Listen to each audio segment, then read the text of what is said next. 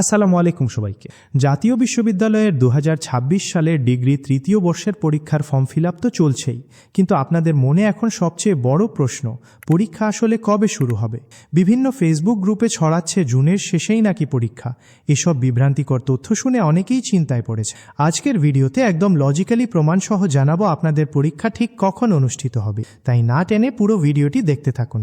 চলুন শুরু করা যাক। আপনারা জানেন, গত ১৭ মে ডিগ্রি তৃতীয় বর্ষের ফর্ম ফিল আপের নোটিশ প্রকাশ হয়। নোটিশ অনুযায়ী অনলাইনে ফর্ম ফিল আপ চলবে ১৮ মে থেকে ১২ জুন পর্যন্ত।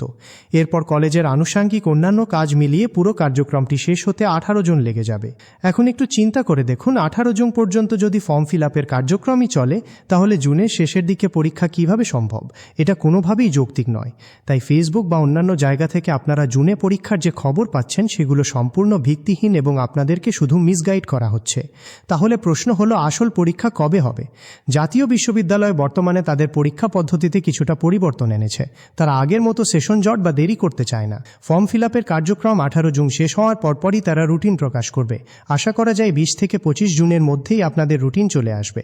আর জাতীয় বিশ্ববিদ্যালয়ের নিয়ম অনুযায়ী রুটিন প্রকাশের পর প্রস্তুতির জন্য অন্তত ১ মাস সময় দেওয়া হয়। সেই হিসাব করলে আপনাদের পরীক্ষা শুরু হবে জুলাই মাসের শেষের দিকে। আপনারা ১০০% কনফার্ম থাকতে পারেন যে জুলাইয়ের ২০ তারিখের আগে কোনোভাবেই পরীক্ষা হওয়ার সম্ভাবনা নেই, বরং পরিস্থিতি অনুযায়ী এটি আগস্ট মাসেও গড়াতে পারে। তাই আপনাদের প্রতি আমার পরামর্শ থাকবে, কান কথা না শুনে জুলাইয়ের ২০ তারিখকে টার্গেট করেই আপনাদের প্রস্তুতি চালিয়ে যান। আপাতত আপনাদের মূল কাজ হচ্ছে ফর্ম ফিল আপটি সঠিকভাবে সম্পন্ন করা। কিভাবে নির্ভুলভাবে ফর্ম ফিল আপ করতে হবে তা নিয়ে আমাদের চ্যানেলে অলরেডি ভিডিও দেওয়া আছে, চাইলে দেখে নিতে পারেন। আজকের ভিডিওটি এ পর্যন্তই। তথ্যগুলো আপনার বন্ধুদের সাথে শেয়ার করে তাদেরও কনফিউশন দূর করতে সাহায্য করুন। দেখা হচ্ছে নতুন কোনো ভিডিওতে। সবাই ভালো থাকুন, সুস্থ থাকুন। ধন্যবাদ।